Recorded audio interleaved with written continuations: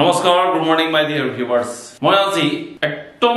সাধাৰণতে আমি অনুভৱ কৰি থকা কেটামান উদাহৰণ লম আৰু উদাহৰণৰ পিছত মই আজি কিহৰ ওপৰত ডিসকাশনছ কৰিম তাক তোমালোকে খুব সহজতে খুব ধুনিয়াকৈ বুজি পাবা মই প্ৰথমতে উদাহৰণ লৈছো কেটামান মানুহৰ মনত সাধাৰণতে প্ৰশ্ন হয় যে এই মহাকাশ যিবোৰ যাত্ৰী সেই যাত্ৰীবোৰে চাবচোন আমাৰ নিচিনা ড্ৰেছ নিপিন্ধে তেওঁলোকে এটা সাংঘাতিক বেলেগ ধৰণৰ ড্ৰেছ পিন্ধে মই পোষ্টাৰ লৈছো এজন মহাকাশ যাত্ৰী মহাকাশত গৈছে তেওঁ এটা বেলেগ ধৰণৰ পোষ্টাৰ এটা লৈছে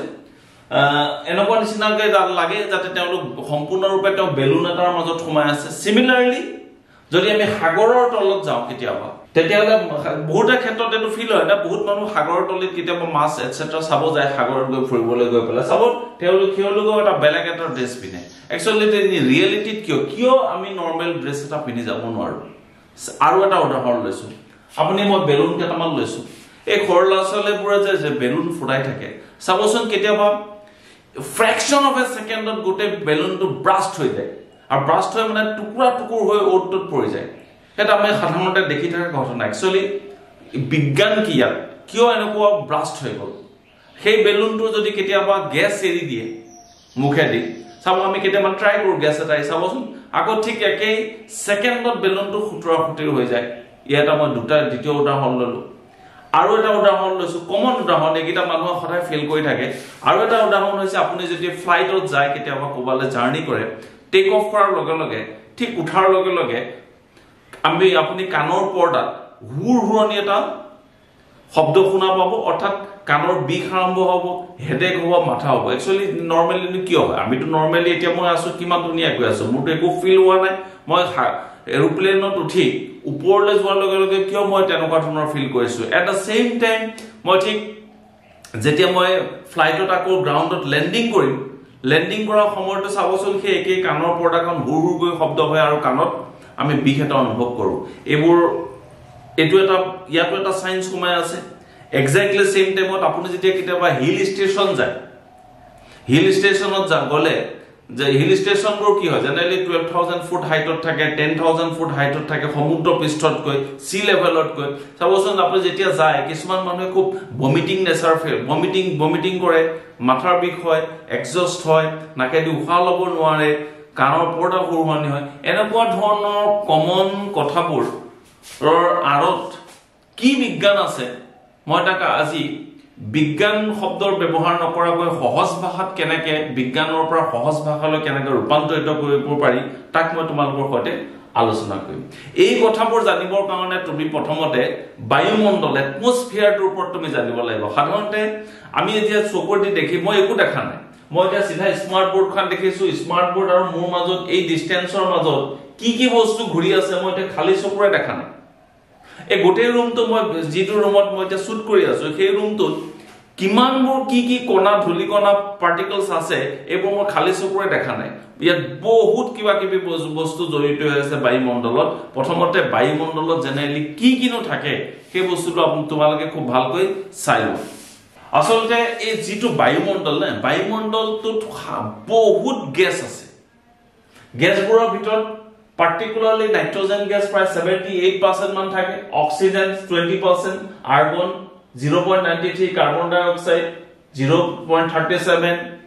neon থাকে helium থাকে methane থাকে krypton থাকে water থাকে একেবাৰে ভৰ্তি হৈ আছে এটা তুমি সোৱা ইমানবোৰ বস্তু আছে ইয়াত মই কেটামান লিখি দিছো আৰু কিমান আছে কোনো ঠিক নাই tiny particles কিমান আছে অপইংকল which are invisible by our naked eyes আমি naked eye দেখা নাপাও সিমিলারলি আকৌ মই যে এতিয়া পৃথিৱীত খাৰা হৈ আছো এই যে বায়ুমণ্ডলৰ কি হয় কেইবাটাও লেয়াৰ আছে টোটাল আমাৰ 5টা লেয়াৰ জেনেৰেলি থাকে এটো আমি সাধাৰণতে সবে জানো লেয়াৰ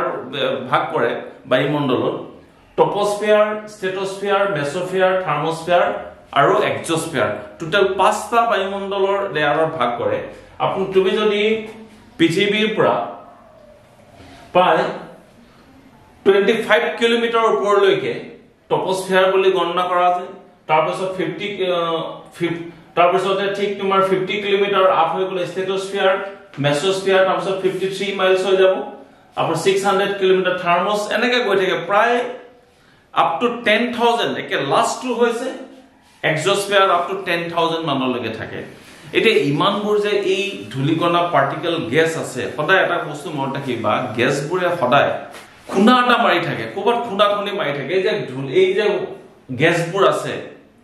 এই গেছবোৰে এই স্মাৰ্ট বোৰ্ড খানতো বহুত কি খুনা মাৰি আছে এটো আমি চকুৰে দেখা নাপাওঁ এক্সাৰ্টেড কৰা বুলি কয় এই ধূলিকণাবোৰে মোৰ গাত বহুত খুনা মাৰি আছে মোৰ গাত যতে ততে খুনা মাৰি আছে ক্লিয়াৰ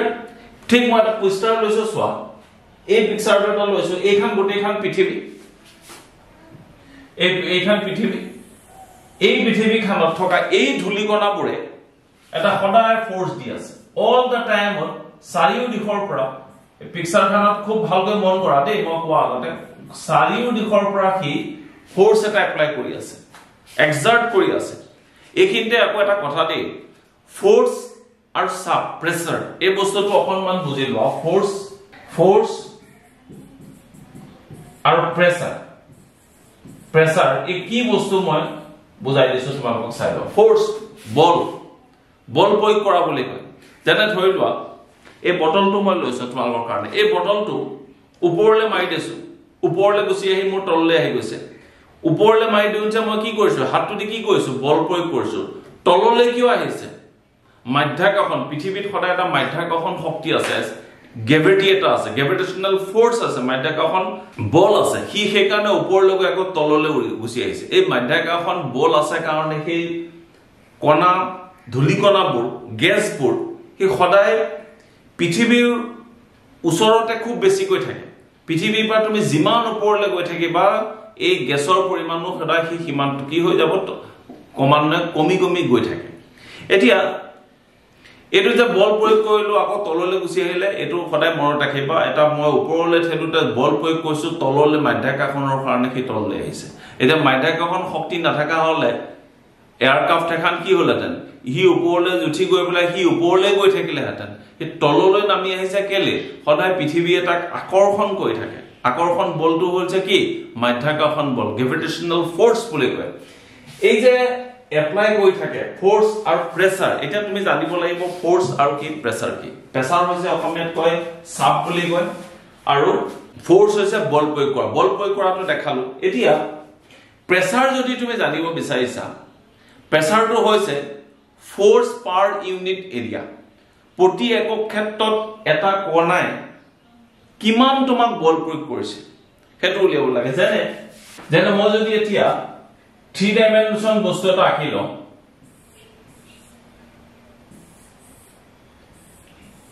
কিউব এটা আঁকি লৈছো চোৱা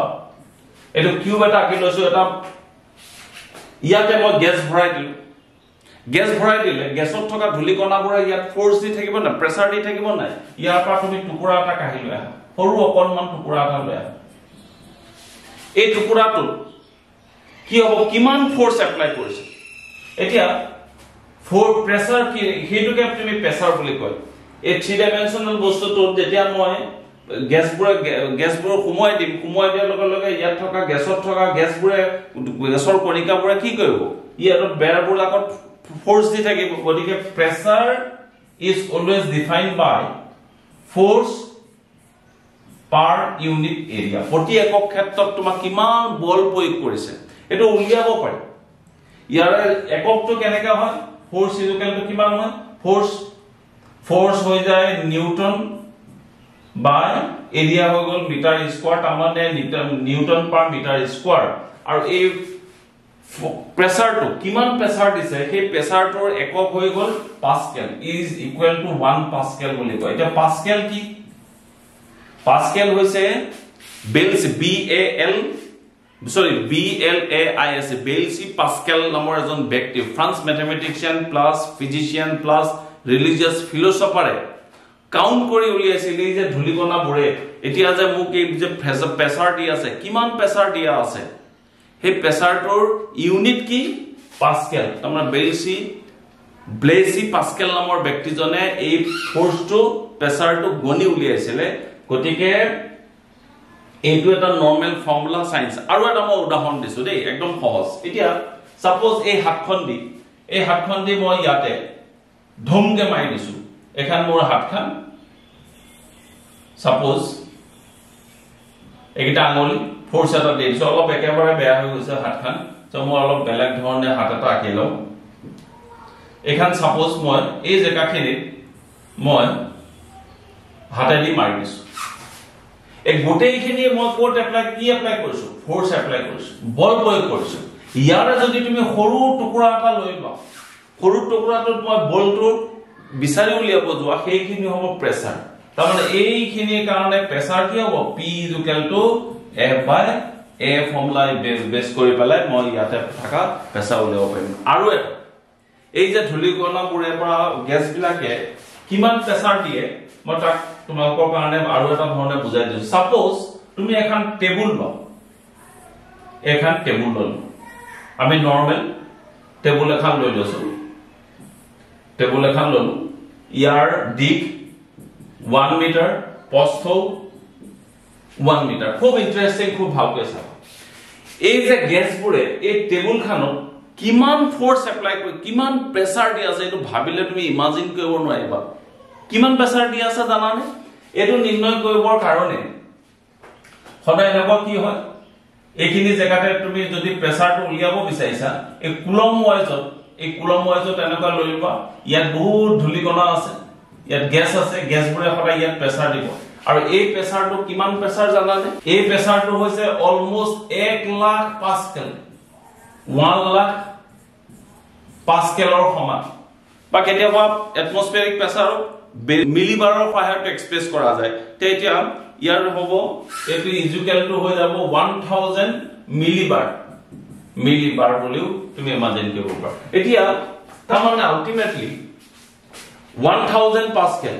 বা এনেকুৱা ভাষাত নুবুজি পেলাই 10খন বলেৰো গাড়ী যিমান ওজন সেই ওজনটো ইয়াত ফোৰ্স দি আছে ইমাজিন কৰিব পাৰা তোমাৰ ঘৰত যদি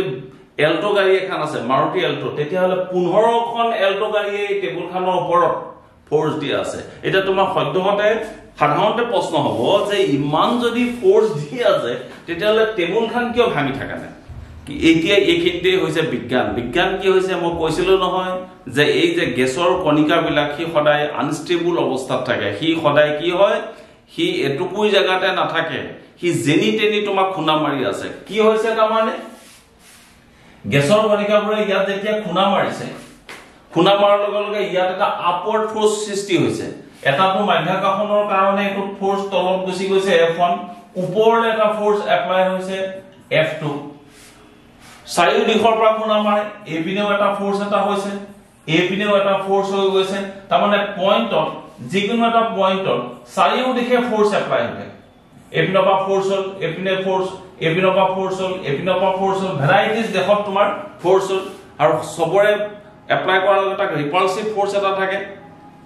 ৰিপালসিভ ফোৰ্স বুলি কয় আমি এক্স্যাক্টলি পাহৰিছো গতিকে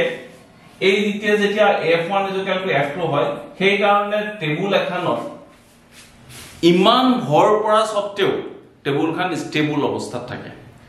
এইখিনি যদি বুজিব পাৰিছা তেতিয়া হলে সেই যে এস্ট্ৰনটবোৰৰ কথাটো কৈছো মই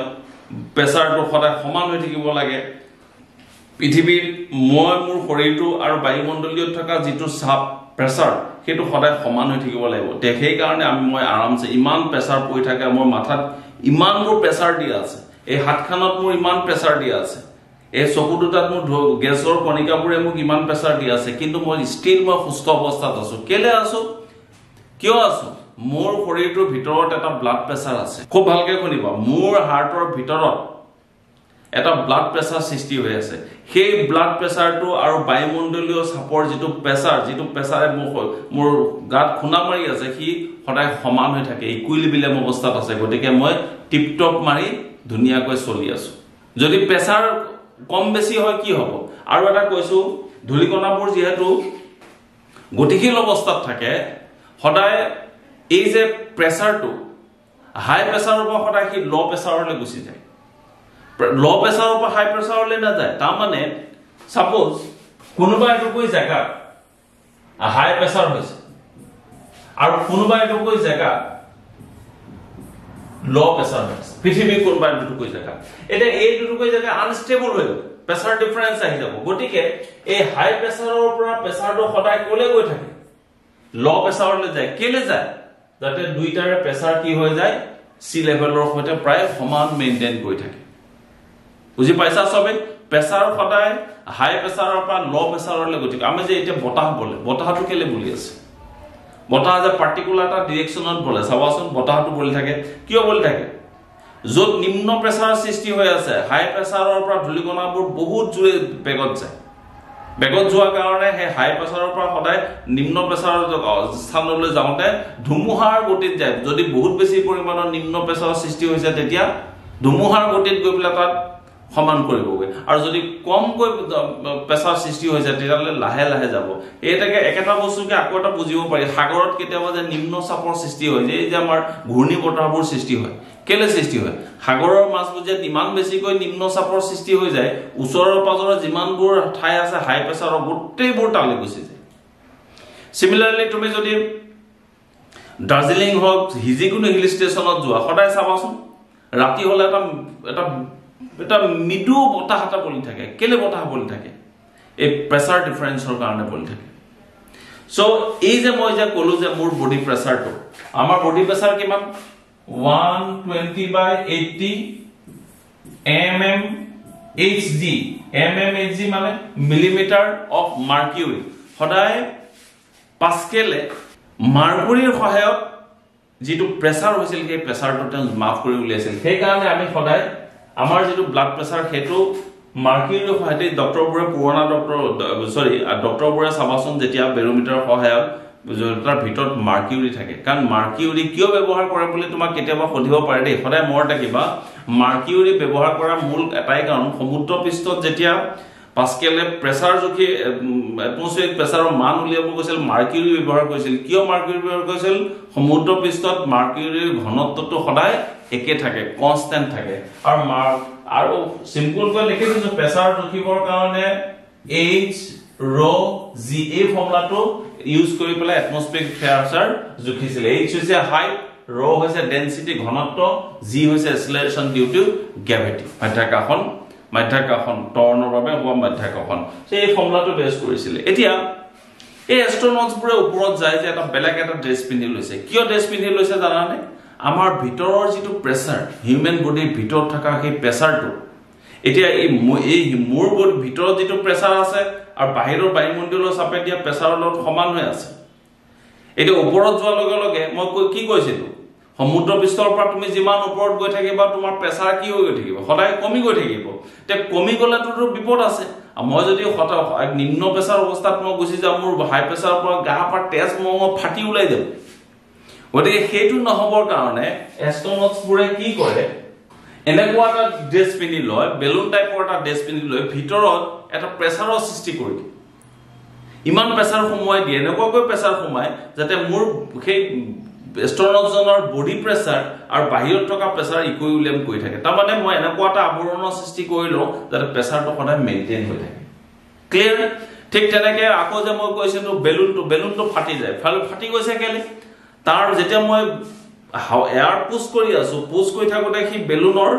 যিখান আৱৰণ আছে তাত গৈ এটা ফোৰ্স দি আছে যিখিনি সময়ত বেলুনৰ ভিতৰত প্ৰেছাৰৰ পৰিমাণ বহুত বেছি হৈ থাকিব বাহিৰত নিম্ন প্ৰেছাৰৰ সৃষ্টি হ'ব কি ভিতৰৰ প্ৰেছাৰটো বাহিৰলৈ গুচি আহিব বিচাৰিব কাৰণে ব্ৰাষ্ট হৈ যায় ব্ৰাষ্ট হৈ গৈ পেলাই ভিতৰত যি উচ্চ চাপৰ সৃষ্টি হৈছিল বাহিৰৰ লগত এডজাষ্ট কৰে সিমিলাৰলি বেলুনৰ ক্ষেত্ৰত যদি ফুটা এটা কৰি দিও প্ৰেছাৰটো বাহিৰ হৈ যোৱাৰ লগে লগে চাব বাহিৰৰ পৰা প্ৰেছাৰ গৈ পেলাই বেলুনটো গোটেই চেপেটা কৰি দিয়ে এক্স্যাক্টলি সেম ওয়াৰ্ড ফ্লাইটত কেতিয়া আমাৰ কানখানে যে খৰখৰ কৰে কিয় কৰে প্ৰেছাৰ ডিফাৰেন্সৰ কাৰণে মোৰ বডি প্ৰেছাৰ যেতিয়া মই ওপৰলৈ গৈ যাম মই কৈছো ন এটমস্ফিয়াৰিক প্ৰেছাৰ সমুদ্ৰ পৃষ্ঠৰ পৰা যিমান ওপৰলৈ যাব প্ৰেছাৰটো কমি গৈ থাকিব গতিকে মোৰ বডি প্ৰেছাৰ আৰু যেতিয়া ফ্লাইটখন টেক অফ কৰে যেহেতু এটমস্ফিয়াৰিক প্ৰেছাৰটো কমি গৈ থাকে গতিকে মোৰ বডি প্ৰেছাৰ আৰু এটমস্ফিয়াৰিক প্ৰেছাৰৰ এটা ইকুইলিব্ৰিয়াম মেইনটেইন হয় সেইকাৰণে কানখানৰ খুব বিষ হয় সিমিলাৰলি তললৈ আহা তেতিয়াও সেইটো এপ্লাই হয় সো মাই ডিয়াৰ ফ্ৰেণ্ডছ মই আজি বিজ্ঞানত কি হল বাস্তৱ ক্ষেত্ৰত যিবোৰ আপোনালোকে অনুভৱ কৰি থাকে সেই ঘটনাবোৰৰ লগত হয়তো জড়িত হৈ মই অকণমান ডিসকাশন কৰিব যত্ন কৰিলো ফিজিক্সৰ অকণমান বুজাবলগীয়া হৈছে ডেনসিটি কি বস্তু চাপ কি বস্তু বল কি বস্তু এবোৰ খুব টান বস্তু নহয় খুব সহজকৈ বুজিলে একেবাৰে ইজিকৈ বুজিব পাৰি সো আশা কৰিছো ভিডিওটো চাই পেলাই খুব ভাল পাব আৰু ইন্টাৰেষ্টিং হৈছে বুলি মই ভাবিছো আহিম আকৌ এনেকুৱা ভিডিও লৈ অতি সোনকালে আপোনালোকৰ মাজলৈ টিল দেন বাই বাই